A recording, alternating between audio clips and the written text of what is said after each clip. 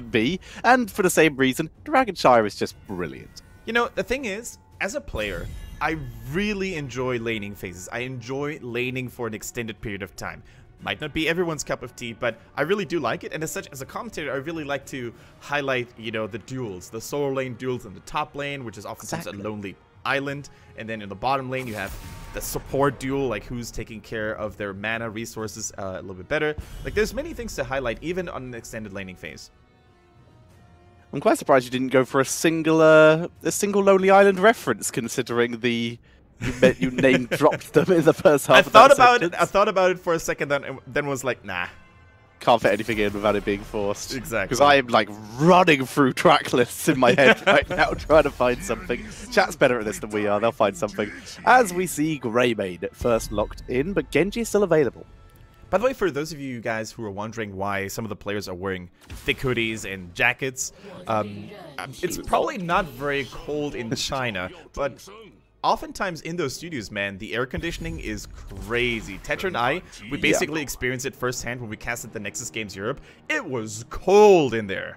It was too warm without the aircon on, and way too hot with the aircon. Way too hot without the aircon on, and way too cold with it on, so we basically asked them to alternate in between matches. Yes. So yeah.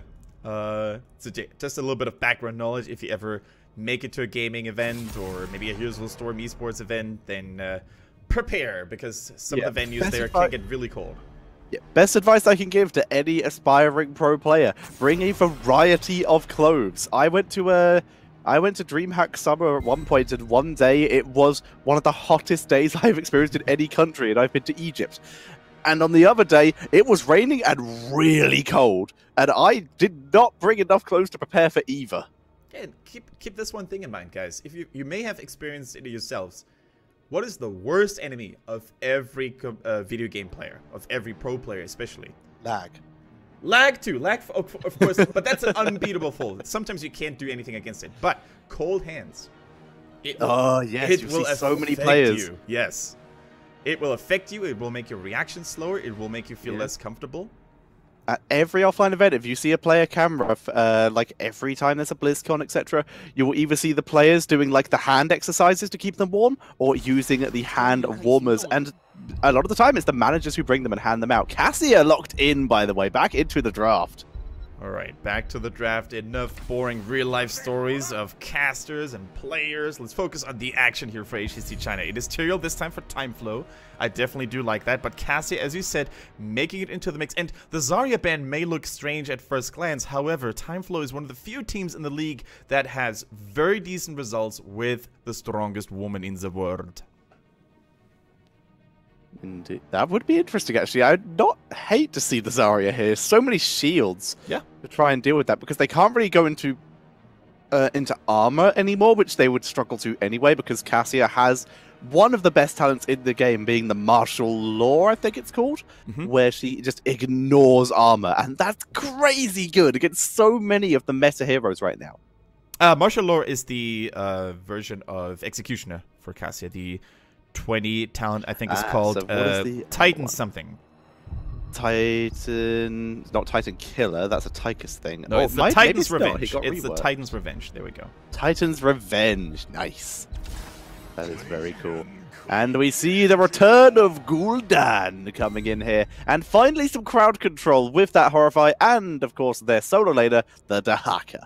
All right. Dahaka Shakalaka making it back into the mix. And if you compare China to other regions, it's just so curious that they seem to have forgotten about Dahaka a little bit. There's only a couple of teams left that utilize him on a regular basis, whereas in Europe, for example, he's still a regular visitor to HGC streams all over the place. Yeah, completely agreed. He's, especially in the open divisions, actually, where we're seeing him in both sets of open divisions, EU and NA, including A player called God of the West, who I would love to see God of the West play against a Korean or Chinese team, just out of appropriateness on the name. Yeah, I saw that play, and it was absolutely beautiful. Godlike, some people may say. However, Tetra, look at that. Genji is completely ignored. He was neither banned nor picked. Instead, it is now Beyond the Game who relies on Alrek. And we have to say, or we have to tell you guys one thing. Beyond the Game last year, they were one of the few teams that innovated the scene in China by using Alrek extensively, mostly on battlefields like, or battlegrounds like Battlefield of Eternity, where they really swap people into those immortal stunning zones all the time. But I'm curious to see whether they can pull it off here in Infernal Shrines as well. As am I, but either way, it is nice to see the prioritization of the High Lord of the Tal'Darim coming into play. He's a very fun hero to see. He can get some of the best combos in the game. It's due to the fact that basically his entire kit is combos except for his E. Yeah, he gives me nightmares on a daily basis whenever I face my friend Yellow Flash in the Hero Leagues, whenever he's trying to snipe me in Hero League. And, of course, he's then trying very hard to make me look like a fool. He plays Alrek, and he's a frightening Alrek, and I always, ever since then, I always see Alreks, and I always respect them. The amount of combo and CC potential he has is just unrivaled, almost. Yeah, I too get slight panic attacks when I hear that buzzer going off, telling me, oh, I done goofed when he activates that Counter-Strike. Very true. All right, ladies and gentlemen, prepare your bodies for game number 2 here between Beyond the Game and TimeFlow. Everything's on the line, especially for Beyond the Game, because they need a win if they want to overtake their opponents in the overall rankings. So, let's see what Beyond the Game has to offer. They're once again being represented by Druid on that. Uther619 plays Muradin. Sonya is being played by ZJZ, LLK on Alrek, and Dancing on the Cassia. Whereas on the right-hand side, if they can pull off a draw here, they will stay on equal points, as it is TimeFlow, with Timeless on Greymane, Cat on the Tyrael, 11 on Gul'dan, Atui on Rhaegar, and F-Show playing the Dahaka. Right, this is already a much more conservative approach by TimeFlow. No longer do they rely on flashy playmaking heroes that are basically hit or miss, like Illidan or Thrall. They go for stable picks like Gul'dan, the Greymane, the Dahaka, and they could very well drag it out all the way until the later stages of the game. By the way, Greymane not going for the classic poke cocktail build. He's going for the more team fight centered auto attack Worgen build. A little vicious, don't you think? And for good reason. We saw yesterday actually Timeless go for this build along with Eyes in the Dark, and then went for the Wizard Duelist. He got to 3 stacks and then died. We saw the exact same build in Open Division, which got to 5 stacks and then died. Did it win? I can't remember. There was a lot of games. I think it wasn't very impressive then, if you can't remember, because that would have definitely stuck in your memory. I remember it being played, but once again, there were so many games played, and there was so much incredible stuff as Tyrael finds himself between, well, several rocks and several hard places as he gets taken down. Yeah, unfortunately, Cat didn't have the chance to cast a life-saving Eldrun's Might. It was either in cooldown or he was interrupted. Yeah, I think he used it for wave clear, and that is, ladies and gentlemen, one of the prime reasons why, especially if you find yourself in the middle of the map, you shouldn't use it to clear minion waves. I know that the mana cost was reduced, so it's not really that punishing in terms of mana consumption, but as you can see, it makes you very susceptible to ganks early on. So we see the quick clear, Timeless and Atui will clear this out without too much difficulty, forcing 11 though to rotate up as Druid puts on a little bit of pressure with the help of his teammates. Alright, already we can see rotations by Timeless and his boys trying to get an early Murkamp, but Beyond the Game, they smelled it. They smelled it indeed as Tyrael begins to move in for this raid. 619 gonna try and hold the line here, but look at this choke point for Gul'dan. And as such, 619 is forced to react and focus onto that Gul'dan. They step onto the point. Everyone's so grouped up for Gul'dan. And Sonya desperately trying to whirlwind, but she can't do enough. 619 will survive the Tyrael explosion, but all countered. Trying to get Atui here. And the cocktail very nearly killing Druid. Back and forth, and it ends up being a 2-for-1 in favor of TimeFlow. And ladies and gentlemen, that is why we love watching, casting, and following HGC China, because in China, when a mercenary camp is called, there's no retreat. Both teams basically have an appointment, they will face each other, and whoever pulls back first is going to lose the game. Yeah, we see a lot of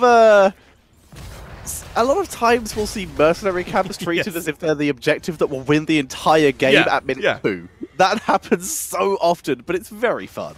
You can't lose your face in China, after all. They're very specific when it comes to that in their culture, so maybe it is also being reflected here in Heroes of the Storm. The one that retreats the first shows a sign of weakness. It shows a sign of fear, basically. Every objective is a potential advantage. Why would you give any of them up willingly? As we see, the answer is for strategic purposes, and we will see that sometimes. These teams are not being reckless here. Definitely true. Speaking of reckless, though, TimeFlow with a very reckless boss steal in the bottom, still behind an experience, though, and it is Beyond the Game who's showing a big time now, but Tyrael not falling that easily. Cat manages to get himself to safety. Nice drag onto Druid, though. Can they finish him off? No, they can't, as he is able to pull back to the rest of his team. Objective currently in favor of TimeFlow, but remember, if you don't get that 40, then it doesn't matter how many souls you get. And LLK pulled F-Show too far back. He managed to go to the other side, so the silence missed. But we do see Timeless being forced to retreat, and Cat is dropped low. He becomes the first casualty in this fight. LLK immediately redeeming himself there for swapping to Haka a little bit too far behind, but getting the kill on Tyrael instead. Now, ZJZ under a lot of trouble. The Uther heal is good, the armor as well. They still try to fight over this. Timeless staying alive, gets silenced, rolls through his teammates and through the telekinesis, trying to stay alive, but CJZ picks up the kill and trying to get F-Show 2 and 11. Won't. Oh, there we go! Zap to get the kill as LLK picks up the full team wipe. And one after the other, each time member of TimeFlow, they fell like domino pieces, one after the other, and it resulted in a 4. Actually, if you consider the earlier death material, it was a clean team wipe. So Beyond the Game, managing to get both the Punisher and tons of experience from it. And with that early game momentum swing, they have all the tools they need for a good game. Now, let's take another look at that team fight. So we see the stun onto Timeless. You can see F-Show's definitely trying to be a distraction, but no one is putting any pressure on ZJZ, who dropped a beautiful spear and just whirlwinds through the entire team. It's beautiful. And of course, the unlimited power kill. Not with that talent, but it is still quite fun when someone is killed by a lightning. Feels good if you're Alarak and you have that beautiful low cooldown, low mana cost, self-sustainability. It is easily one of my most hated abilities when I play against it, but one of my most beloved ones when I play with it. Worst one is, I once got forced into a lane match. Oh, hang on. Wait a minute. Okay. The raid by BTG. F-Show will drop 2. They don't even grab the camp. Too focused on the kill. F-Show might actually escape here. No, they're just going to let Muradin tank it. Telekinesis. And they steal the camp and get 2 more kills. But yeah, one of the worst laning matchups I think I had for a while was a Alarak while I was forced to solo lane on Muradin because no one else would do it because Hero League. And it was like, okay, that's fine, I'll just pull back and heal up, Zap. Okay, fine, I'll just pull back and heal up, Zap. Stop! As we see Cat forced to retreat. At this point, Tetcher, if I was TimeFlow, I'd get very upset and frustrated, because no matter what they seem to try and do to come back into this game, Beyond the Game is always one step ahead. They basically seem to... They play like they have an open map with full vision, because they always manage to interrupt TimeFlow's rhythm, catch them at a mercenary camp attempt, and then wipe them off the board with their sticky 5-man death ball comp. It's so cool to see. So much CC, the Uther, the Muradin, the Alrek, the Sonya, everything is just in perfect synchrony there, and they're really starting to impress me quite a lot. And this isn't just BTG just playing in dominant fashion because they are this far ahead. Well, they are, to be fair, but it's very important that they do this due to the Fell Flame build from 11 and the Wizened Duelist that has been picked up by Timeless here. They do have to continue to play aggressive and put the pressure on, because the second we see TimeFlow begin to start picking up the kills, it's going to start to snowball. There we go. Okay, there we go. That was a last-second save there by F-Show. Good burrow and good healing with his essence there, for sure. Because if Muradin had landed there in time and the Selfie hadn't been there, that would have been a dead Tahaka for sure. So we see the cocktail continuing to drop pressure and damage.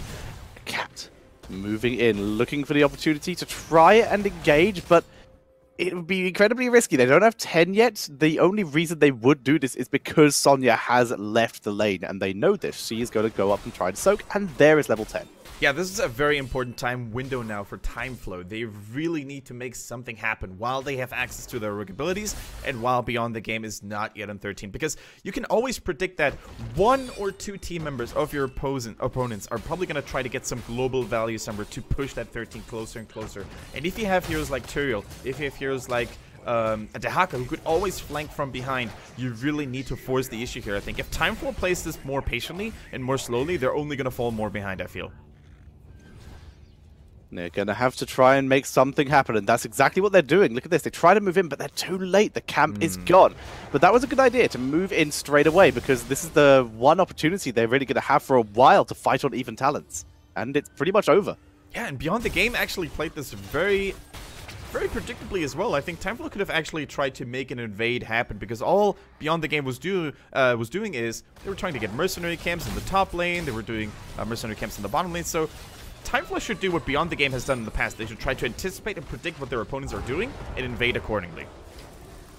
We see 11 dropping a lot of extra damage. He does have that hunger for power, which is definitely going to help him with the poke as they move in, taking the risk of the fight. A talent down, a beautiful silence on Dehaka. Nice burrow to dodge damage, but Cat will drop. Sanctification was interrupted as well. So fighting without that Divine Shield is good. The Ball Lightning is also dropping some good damage onto a 2e. 11 draining as much as he can, but this is a 2 for 0 right now. Timeless is completely separated from his team.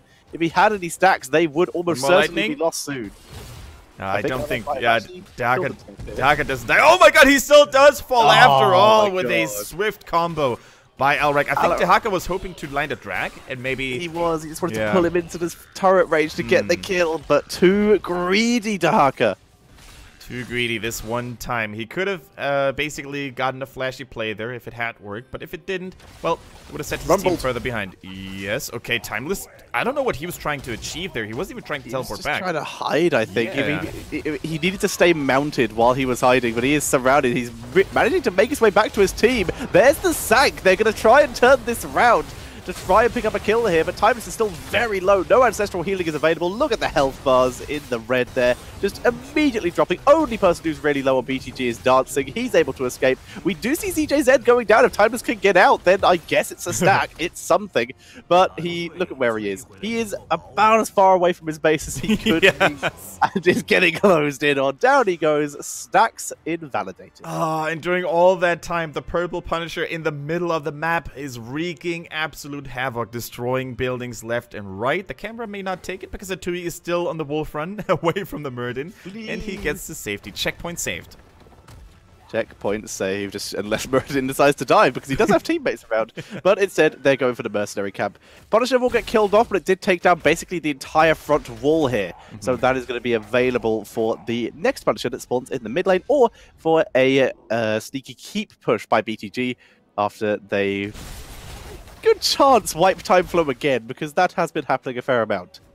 Very true, very true. So, TimeFlow finally manages to establish the level 13 talents, but bad news is on the horizon already. 16 is here for their opponents, and it's just rinse and repeat, I feel, from game number 1. And it is so weird to see TimeFlow going for those global calls, those macro calls. They play safely when they're not supposed to, when they need to force a fight, and they play aggressively when they're behind, and they could have actually avoided their opponents while they're busy doing the Infernal Shrine. So, I don't know, man. TimeFlow's macro seems to be pretty much not on point today, Tetcher. What do you think about it?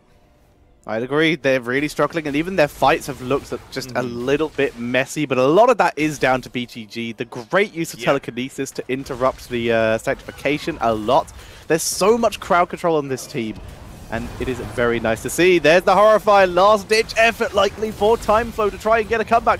There's the isolation used onto Alarak, and they get the kill. Divine Shield self-used on Uther there as they continue to push forward. As long as Timeless can continue to drop damage along with 11, they might do well, but with 2 members down, 3 members down, only the Assassins are alive, which, to be fair, are the members you want to die for this kind of situation, but they just can't pick up another kill. Tetcher Druid on the Uther actually misused his Divine Shield. I think he intended to save Alrak, who was under so much focus fire, but he ended up using it on himself. Probably the models of the two heroes were too close to each other, but even that hiccup didn't really prevent TimeFlow from losing another team fight. It was just too many resources used on that Alrak kill for Beyond the Game to retaliate on.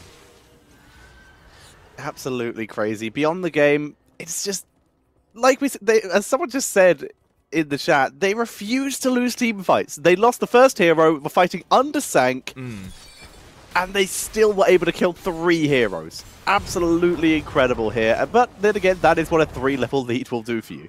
Yeah, 3-level lead, and also if you look at Cassian, the value she gets against the build that Timeless has chosen, he relies fully on his Worgen form to tear things apart, and guess what is the greatest enemy to that playstyle? It is blinds above all, and Cassia is just one of the blinding queens in the game. She always has that W ready when she needs to stop TimeFlow from really wreaking havoc in the backlines. She's doing such a good job at that. As you said, the Martial Law now online as well, 16 additional damage herself, combined up with the Charged Strike at level 1, and you're in for one hell butt kicking.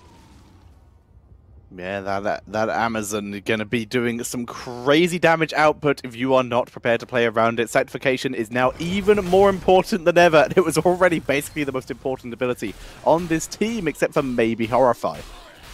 Alright, TimeFlow. Everything's on the line for them in this game. They need to make a desperate maneuver here, and they should try to go for an ambush. Cat, unfortunately, revealing himself only before Beyond the Game would join the fray here. Holy ground, preventing them from joining up to this point, but can they do more? 16 is here. This is where TimeFlow needs to pull all the triggers they have. This is where they need to make a stand, because one more Punisher touch, and I think that top lane could be gone for good. It could be, like you said, that Fallen Shaman continuing to pressure, so if the Punisher comes in, they will very likely be able to make the play to the isolation, though. Used onto Sonya. She's immediately cleansed. Nice play there by Uther. As Muradin trying to put some pressure onto the backline. 11 has found a very nice position, though, that puts him a little bit out of danger. They focus Alarak. Nice Divine Shield once again. Sanctification not getting too many heroes here. Timeless is healed by the Ancestor healing. F-Show a little bit low here. The tongue misses as well. LLK is doing his naughty business in the backline, and the Punisher is secured for Beyond the Game.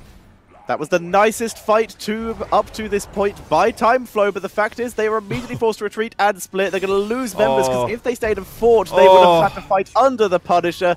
It was nice while it lasted, but TimeFlow, they just didn't have the tools to finish the job. Keep will go down here. The Shaman Camp is still alive. Ambitious there by 619 as they, by the looks of it, are going to push onto the core. Now they need to bait this Punisher over. They do not, though. It marches right at the core. They should have leashed it over to the middle keep to buy themselves a little bit more time. Tyrael not even using his trade. He was just giving up hope, I think. Sonya using the shield here to keep herself alive. 11 is going to fall, and with combined efforts, I think Tetcher Beyond the Game is going to take game number 2. With the full team wipe for style points. Javelin for style. Get him! As the core is going down, this is the mission now, and they fully stack Stormbolt at the same time. Tyrael respawns, unfortunately, but it's still GG. As BTG take the 2-0, the full 2 points, and will overtake TimeFlow in the standings. Yeah, not a pretty day if you're a TimeFlow fan, unfortunately.